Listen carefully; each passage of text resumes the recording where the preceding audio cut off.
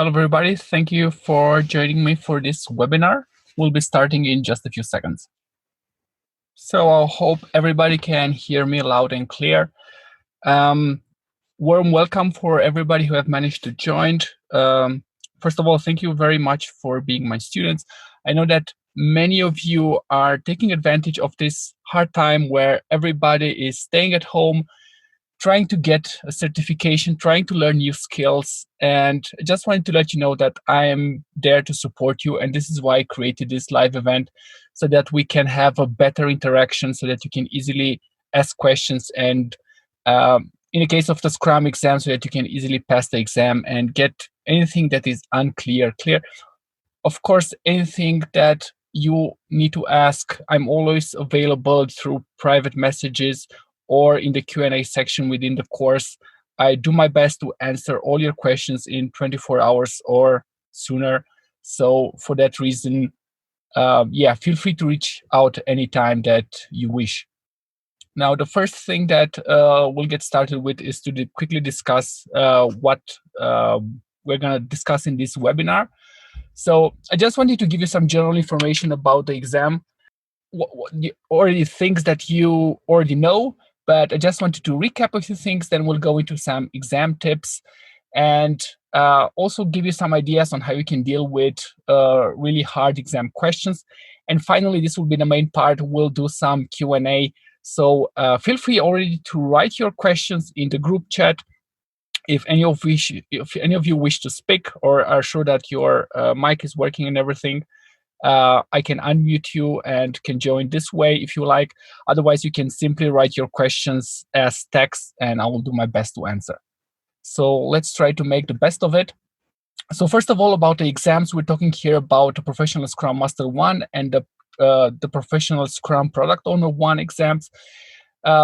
They are priced pretty similar, $150 and $200.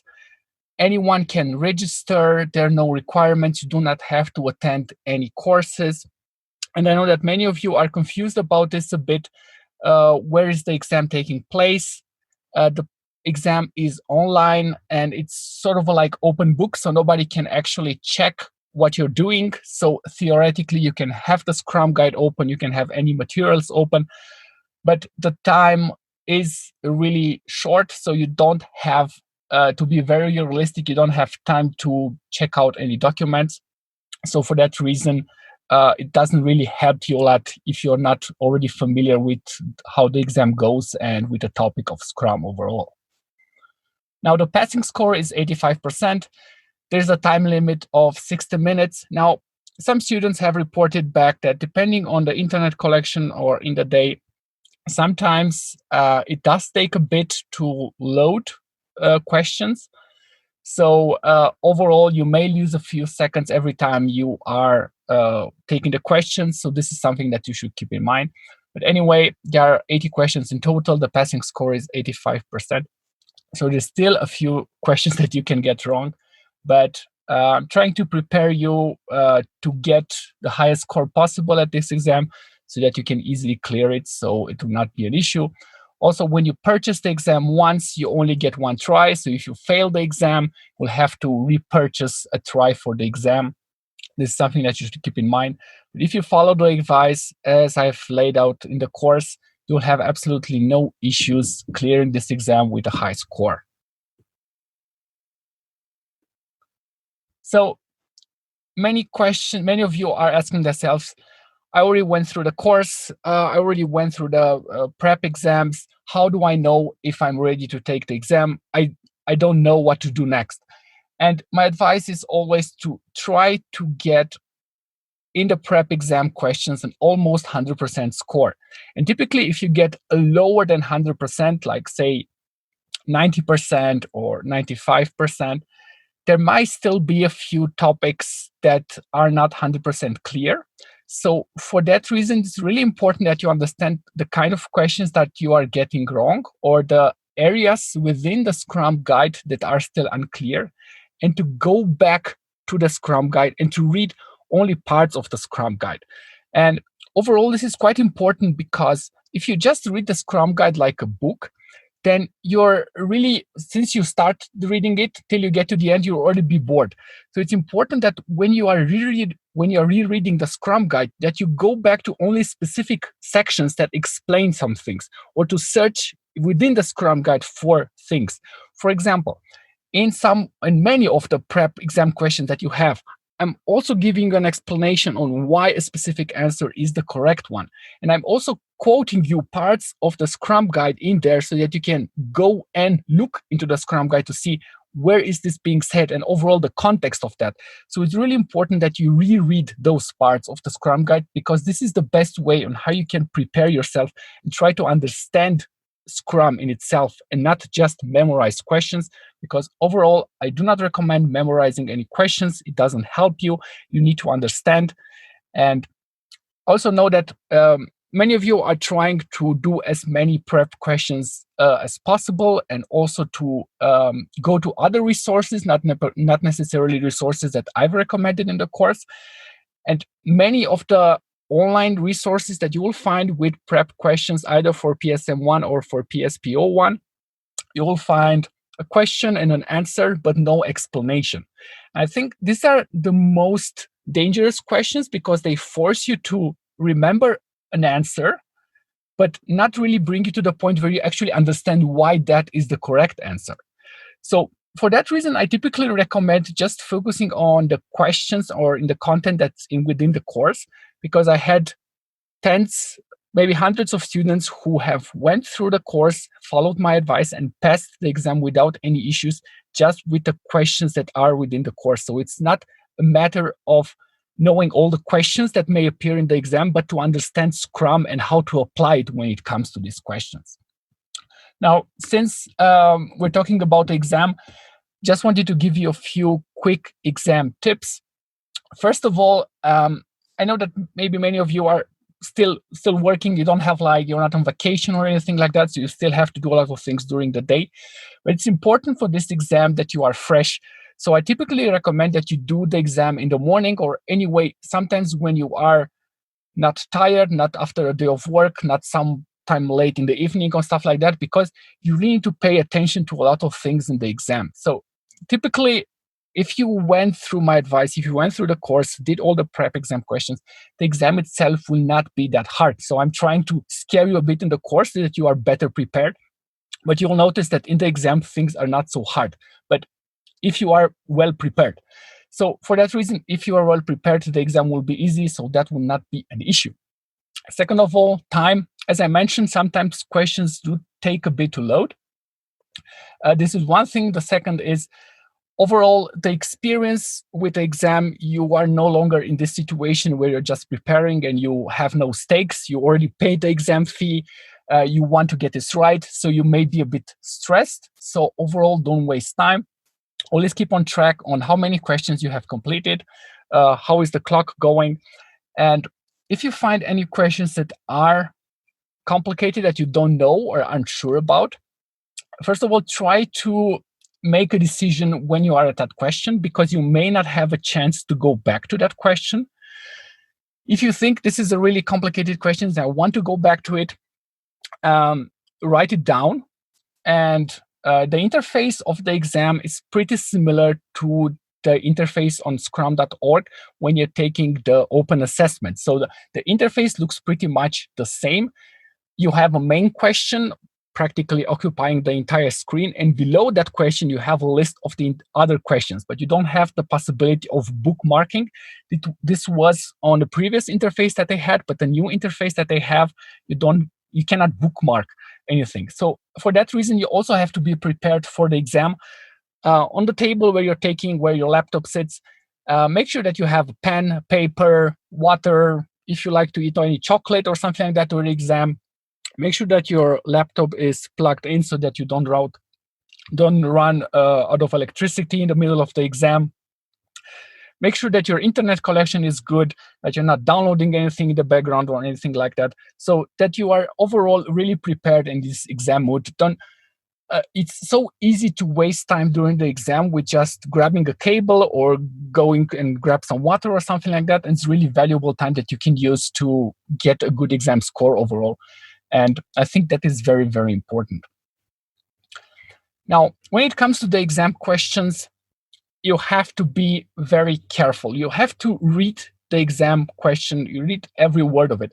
And I know that some exam questions are like really, really long, but you still need to understand like the main meaning. And if there's something that confuses you about a question, try to read it again and especially focus on words that may change the meaning of the question, because especially for true or false, that can be really tricky because you cannot tell from the answer. So if you get the wrong answer, of course, that doesn't count.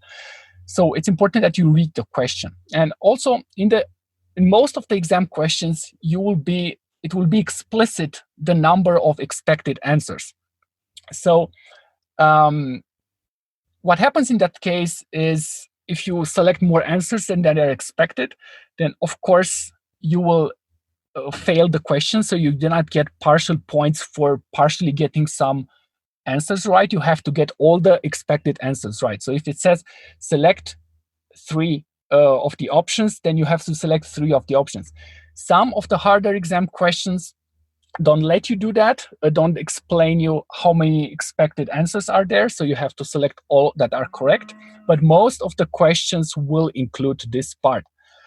Some harder exam questions try to emphasize some ideas from Scrum and especially some anti-patterns. This is particularly true when it comes to things like things that you will notice in your industry, or things that you would think logically would make sense to do, but you don't have to trust what you think. This is not an exam where you're being asked on your personal opinion how you would solve it. This is an exam that really tries to test the contents of the Scrum Guide and the main ideas there. So overall, I say don't trust your gut. Only think about the contents of the Scrum Guide. Is something like this mentioned in the Scrum Guide? Does it make sense to select this answer or the other answer? So don't trust your gut. Think about the Scrum Guide. Don't think about what you would do. This is not what's being asked here. Another question that I got in the chat is what happens with sudden loss of power or unexpected drop in internet? Typically, we'll be able to resume the test without any issues. I personally never experienced it, so I cannot tell you exactly how it happens. Some students reported it. It happens that you suddenly lost internet. You can resume the test, but the time that you're offline will still be subtracted from the total remaining time. So if this happened, of course, it's very unfortunate, but overall, it shouldn't invalidate the entire exam. Hopefully, something like that doesn't happen, and you have a very strong and solid internet connection. So now let's go to the Q&A. Looking forward to questions from you. I already received some. So one of the questions that I received was regarding can the product owner and the Scrum Master be part of the development team? This is something that's sometimes creating some confusion. And first of all, there's nothing in the Scrum Guide that explicitly prohibits this. And the indication for this possibility is somehow explained in the Scrum Guide when discussing the development team size. And it says something that the size of the developing team should be within a number of developers if the product owner and the Scrum Master roles are not included in the count, unless they're doing work in the sprint backlog. So this includes the possibility that the product owner and the Scrum Master are doing work from the sprint backlog, and only the development team can do work in the sprint backlog. So for that reason, they are also part of the development team. But I must emphasize that this is by no means a good idea.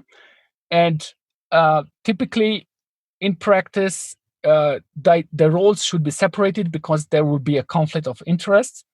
So overall, this is not something that should happen. Then some exam questions may emphasize another anti-pattern that happens in Scrum regarding sprint zero. So this is like an overall idea that you may encounter. And when Scrum is not properly applied, some teams may create a sprint zero as when I starting implementing Scrum. And the reason for that is to generally prepare all the tools or the infrastructure, a lot of things that are considered by some organizations that need time to get everything up and running. But this is an anti-pattern. This is a no-go in Scrum. There is no sprint zero, because the problem with sprint zero is that it implies that no product increment will be available by the end of the sprint. And the Scrum Guide is pretty explicit on this topic. It says that every sprint must create a product increment. So if you have a sprint that doesn't create a product increment, then this will be an issue because it will be against the Scrum rules. So sprint zero, for this reason, is a no-go. Every sprint must create a product increment. Then another topic that may create confusion is related to the daily Scrum. Who participates in the daily Scrum? This can also have the effect of how you experienced Scrum in your own organization. For example, some product owners like to attend the daily Scrum, and for that reason, you may be inclined that to tell that the product owner or the Scrum Master may also need to be present in the daily Scrum. This is unfortunately wrong. There are, of course, exceptions to this, but the main rule is that the daily Scrum is for the development team. So what this means is that the development team meets in the daily Scrum to discuss how the sprint is going and to make decisions. And because this is a meeting for the development team, it doesn't need to turn into a meeting where the development team reports to somebody else, to the product owner or to the Scrum Master. This is something that's undesired. This is why in the daily Scrum, only the development team is present. Now, the development team may allow others to be present, and the Scrum Master ensures that they do not disturb the meeting, but this is typically not being asked. The main idea is that the daily Scrum is for the development team. The development team may allow other people, for example, the product owner or the Scrum Master, to be present, but this is the decision of the development team. But by default, in the daily Scrum, only the development team is present. It means that nobody else is in the room or in that area. They are only the development team, and they discuss how the sprint is going and plan the work for the next 24 hours. And overall, I must emphasize this: in Scrum, there's no reporting whatsoever. Nobody has to give a status update to the management or to the product owner or stuff like that. There are already a lot of tools within Scrum that allow for inspection and adaptation, and to see overall how the product increment is going and what happens through multiple sprints. So these have been the questions so far. If you have any other questions, or if somebody would like to say something, please type your question in the chat. I'm waiting for having a conversation here, so let me know. You can also write or raise your hands. Yes. So a question now: should the sprint start and end at the same times when there are many development teams? This is a great question, and this is also something that is very often confused. Now, part of the confusion is that the Scrum Guide doesn't really discuss about the aspect of scaling Scrum. So some of the rules that we apply in this exam are actually coming from the Nexus Guide, which discuss scaling, but they are not so well emphasized in the Scrum Guide itself. Now, Scrum has the following requirement, and it says that by the end of the sprint, there should be a product increment. This is the main requirement in Scrum. Now, what happens when many teams are working on the same product? Well, it happens that they may choose to have different sprint start and sprint ends, or overall different sprint durations. So one team may have 2-week sprints, another team may have 3-week sprints, or 1 week, or something else. So their start and end date are always desynchronized. Now, it's important to remember that since the Scrum Guide doesn't mention this situation itself, it cannot be not allowed to have different sprint start and sprint ends. In practice, it is easier if the sprint start and end are at the same time, just to create a routine and to create an overall awareness on when things are starting and ending. But the main requirement in this case remains: if the sprints are not the same, if they don't start and end at the same time, by the end of each development team's sprint, the product increment must be integrated, which means that the work from, say, team A and team B need to be integrated into one product increment, regardless of which sprint is ending. And that product increment must respect the definition of done and must be releasable by the product owner. So this is the only requirement that the Scrum Guide imposes when multiple teams are working on the same product. Is it possible to find solutions in the real exam about specific tools and methods which are not in the Scrum Guide? Well, for the exam questions are not only based on the Scrum Guide. An additional material that appears is also the Scrum Glossary. I think the Scrum Glossary overall does a pretty bad job at explaining some things. This is why I've included in both courses a section that goes through the most important things like tools and methods that you should know about. So for that reason, especially when it comes to burn up, burn down charts, these are already covered. So overall, I would say the Scrum Guide, of course, is very important, but at the same time, the terms in the Scrum Glossary should be known. What happens in the exam is that the questions are not very detailed. So if you already have like a idea what a burn down chart is, for example, and you'll be able to tell from the context of what's being asked in the question, in the exam question, what would be the correct answer. And definitely the answers that are not correct would pop out immediately. So that will not be an issue. So for that reason, just being familiar with these terms and to have like a general idea when they are used for and for what purposes. As I said, this is already covered in the course. So go over that information that you find there. Many students have told me that this is just more than enough for the real exam.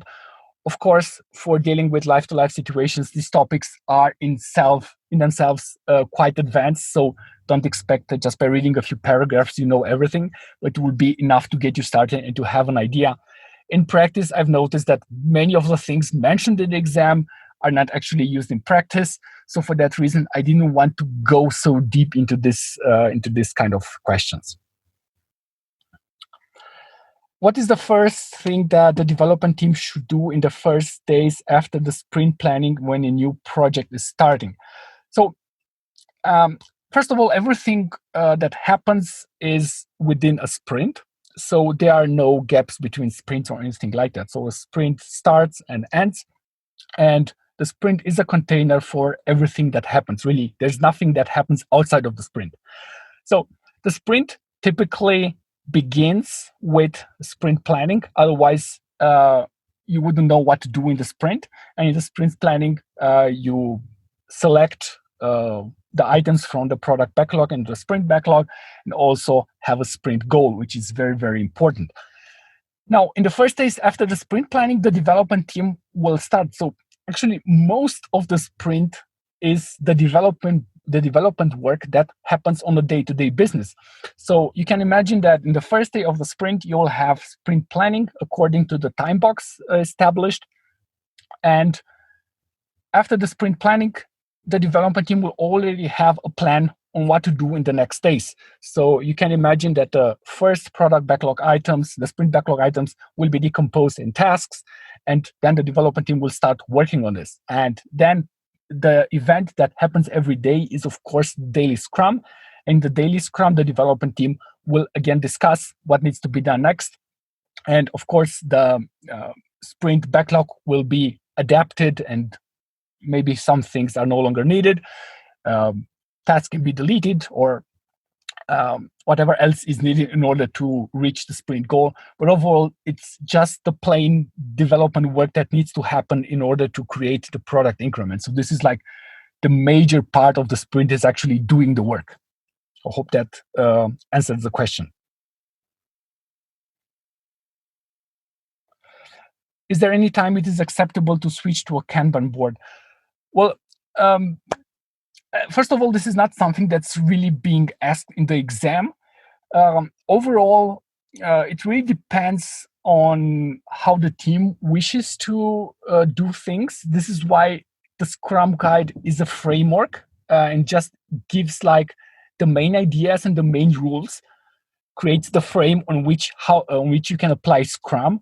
So these kind of things really need to be discussed within the Scrum team, and decided that there's no like overall rules that decide when to apply a certain technology and which tools to use or stuff like that. As long as the Scrum rules are considered and known by everybody, then everything is fine and within the rooms.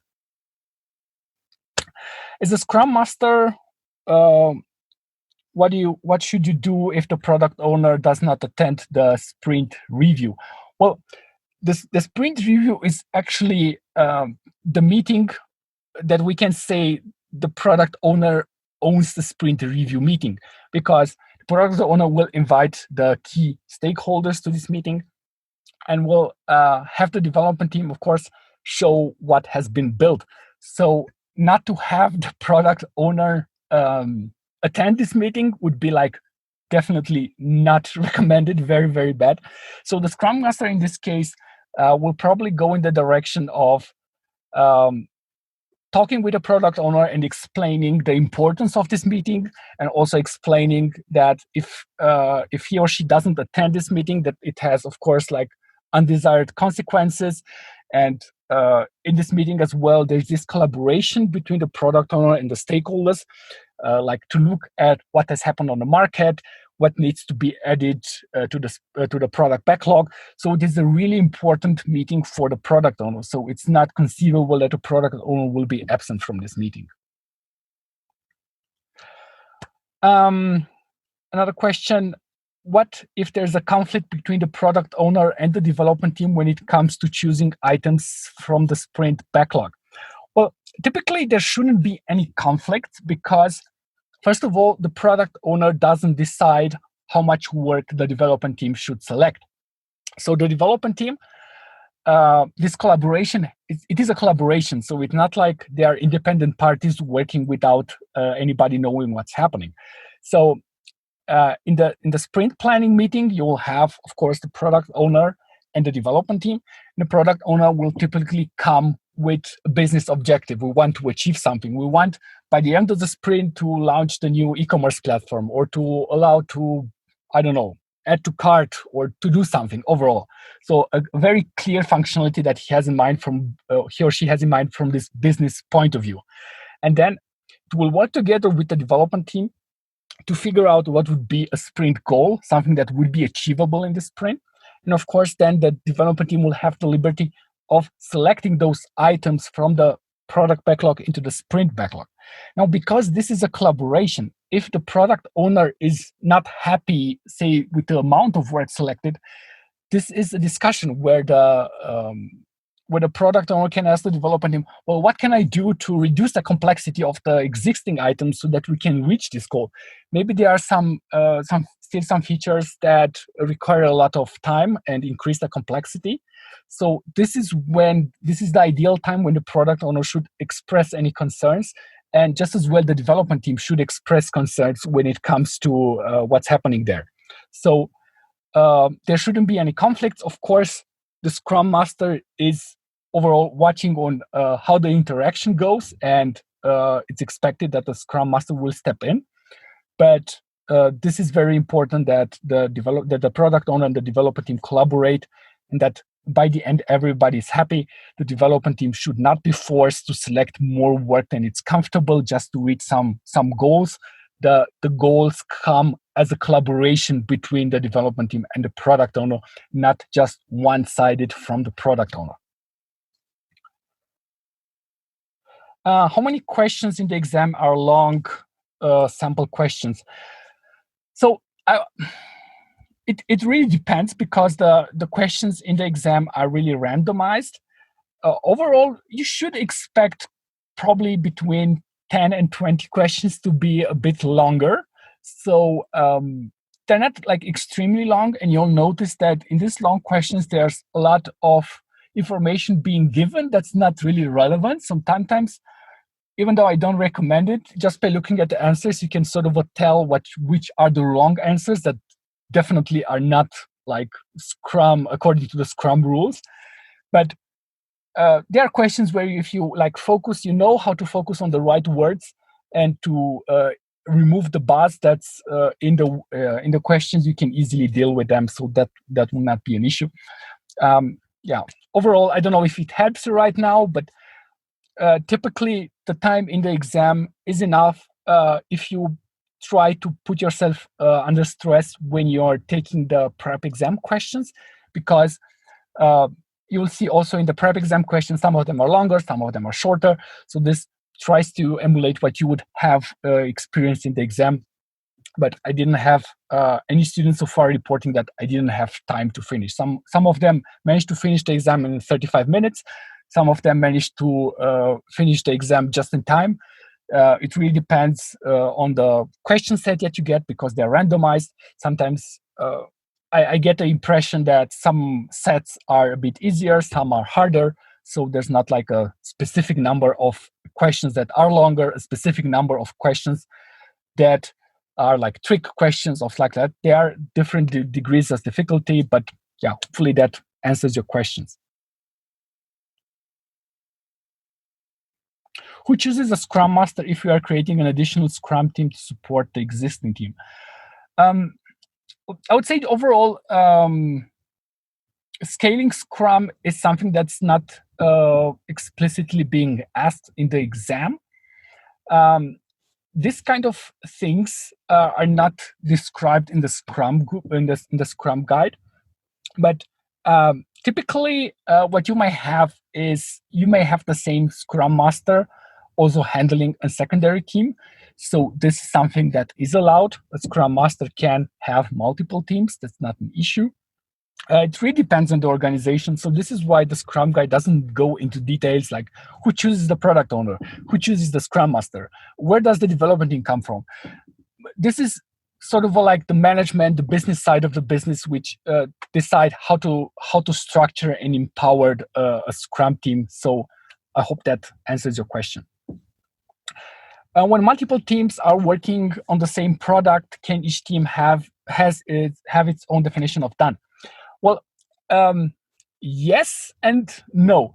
So when multiple teams are working on the same product, it's important that they have a common definition of done. So they must define definition of done so that everybody then knows what done means. Because if you have individual teams having different definition of done, then the product owner will not know, well, team A says it's done, team B says it's not done. So everybody must understand what done means. So for that reason, it's important to have a common definition of done. So what's happening? It's also possible that the teams define their own definition of done, but that particular definition of done that they define must be compatible with a common definition of done that was defined. So for example, let's say the teams do a bit more specialized work or do focus on specific areas of the product, and they find the need to include some rules, some quality things in the definition of done, then they can create their own definition of done in that case. But typically what's the answer that's being looked for is that they must have a common definition of done. They must have like a single definition of done. Let's quickly look at other questions.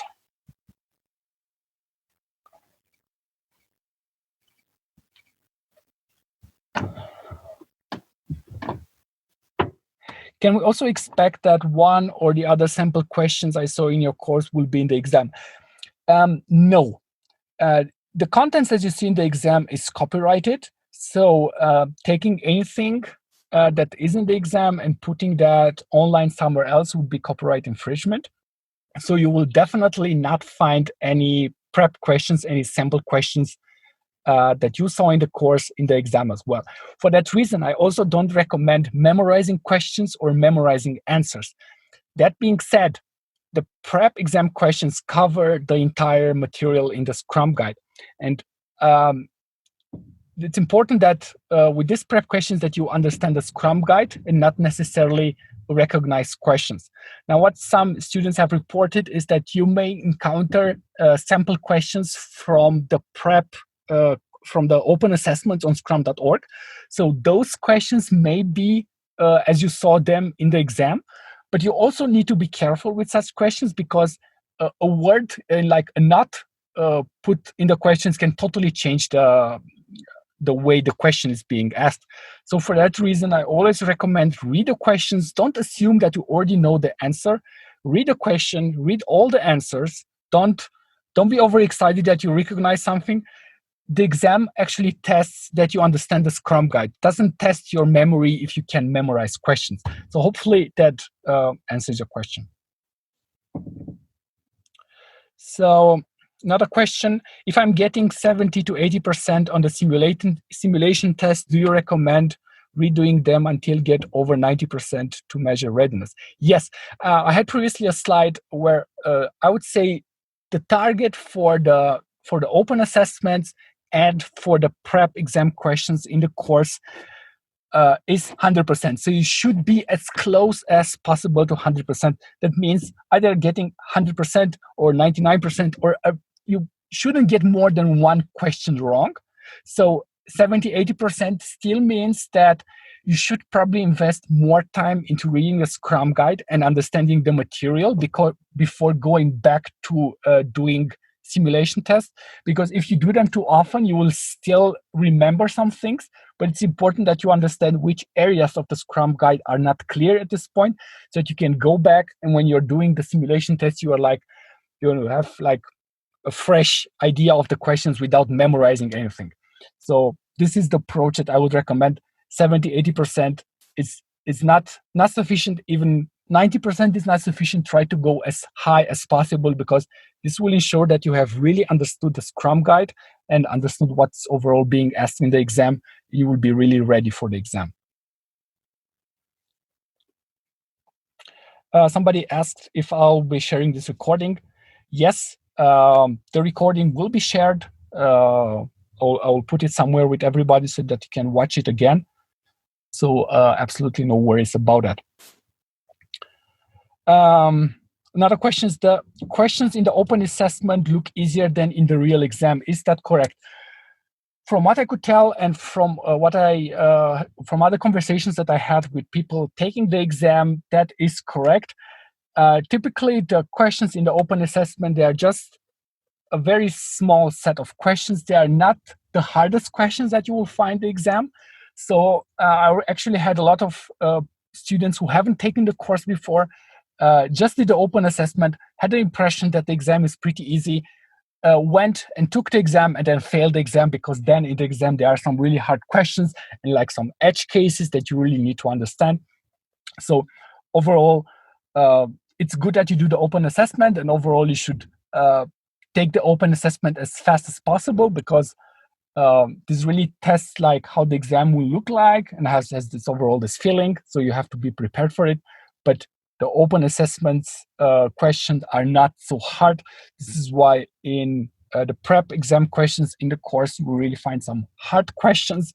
I had actually students telling me that the prep questions in the course were harder than the exam itself. I took that as a compliment. But yeah, the main idea is that if you focus on the course content and overall the advice given there, that should be more than enough in order to cover that. Another question: what happens when a team fails to reach the sprint goal?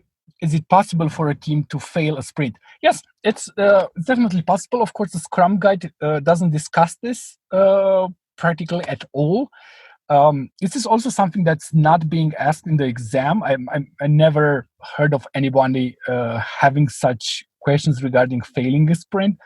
The Scrum Guide only describes like the ideal situation. But of course, in practice, this is quite often that the sprint goal is not reached by the end of a sprint, and there can be many reasons for that. This is why the sprint retrospective is a very important event, which such things like how did the sprint went can be analyzed and things improved. Overall, Scrum is a process where things are being improved. So nothing is perfect. If everything was perfect from the beginning, if all the sprint's goal would be reached, then there will probably be less a need for a sprint retrospective. But definitely this can happen. Of course, if we strictly think about a Scrum guide, this shouldn't happen or shouldn't happen very often. And the reason for that is that the development team meets every day in the daily Scrum, and they look at the progress they have made towards the sprint goal. So the development team always focuses on the sprint goal. This is why it's important to have a sprint goal. If you don't have a sprint goal, you have no focus, and just working on things doesn't really adhere to what Scrum promotes.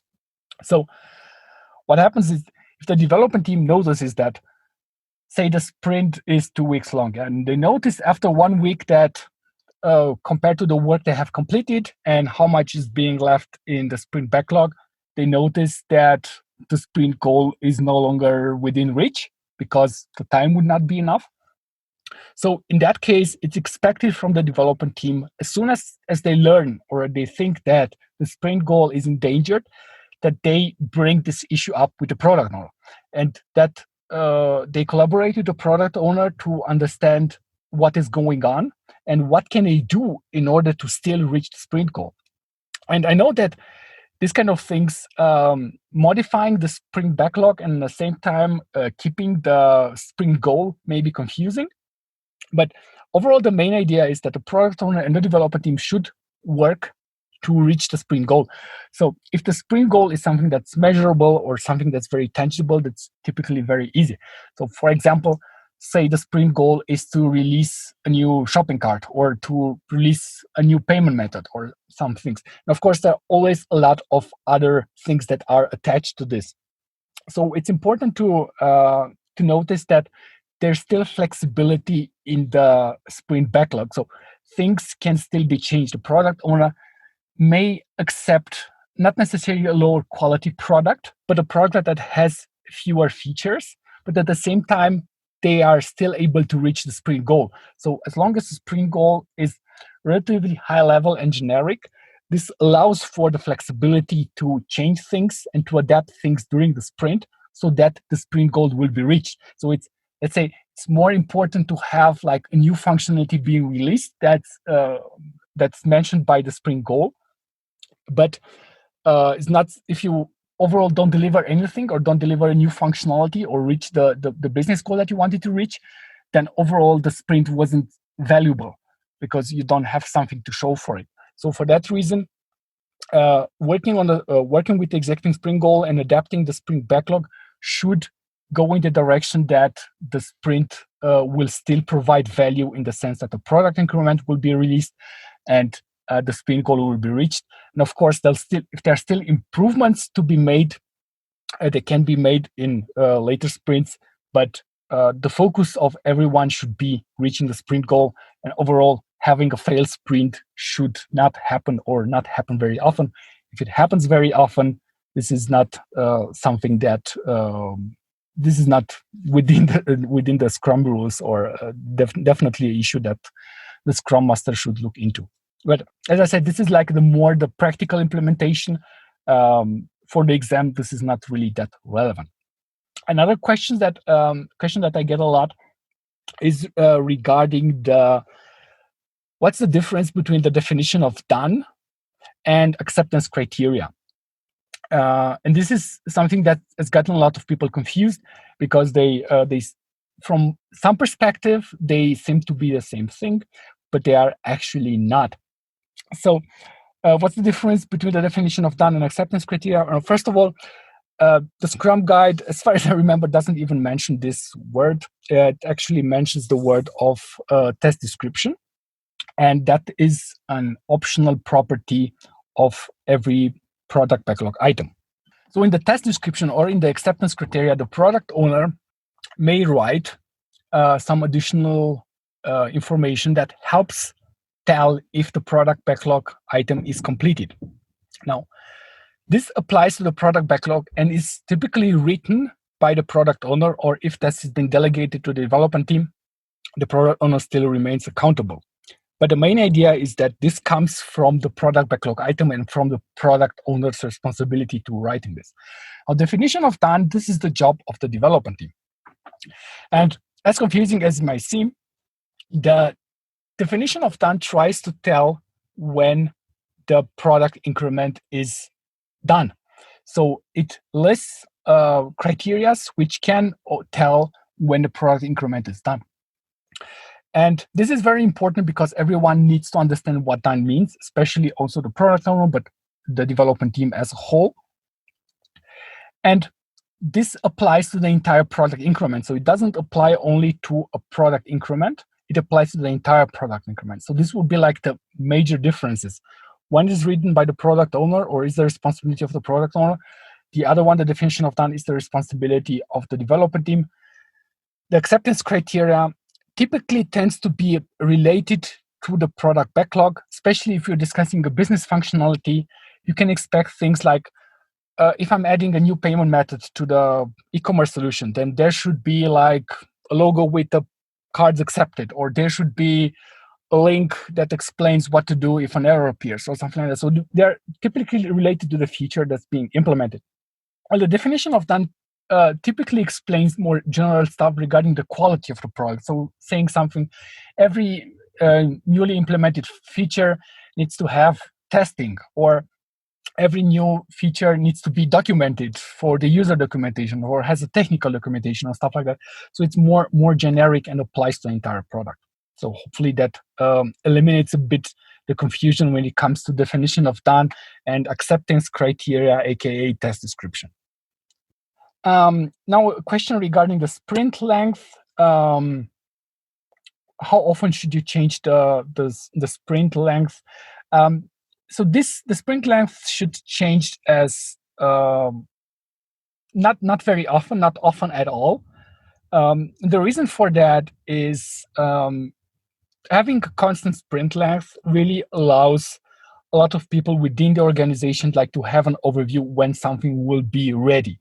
So creating this routine is very important. And if this was to change very often, this will break this routine. Now, typically you can imagine that if you know that the sprint length is 1 month, then you will be able to tell, I don't know, in the first of the month, you will have a product increment released, so you can do some planning. And there are, of course, a lot of other things that happen in an organization apart from the development team.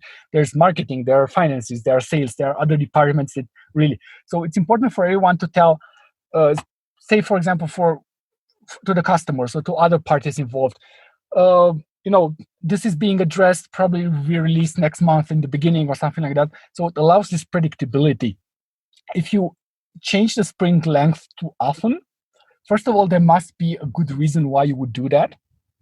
And overall, the sprint length needs to be in sync with some business objectives.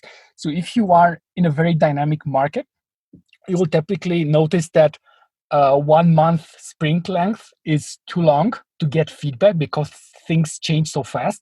So you may want to adapt that. So that can be a reason why the sprint length may change. But I would say probably no more than once or twice a year, and that's already maybe too much. So the reasons might be very, very well, very clear why you would do that.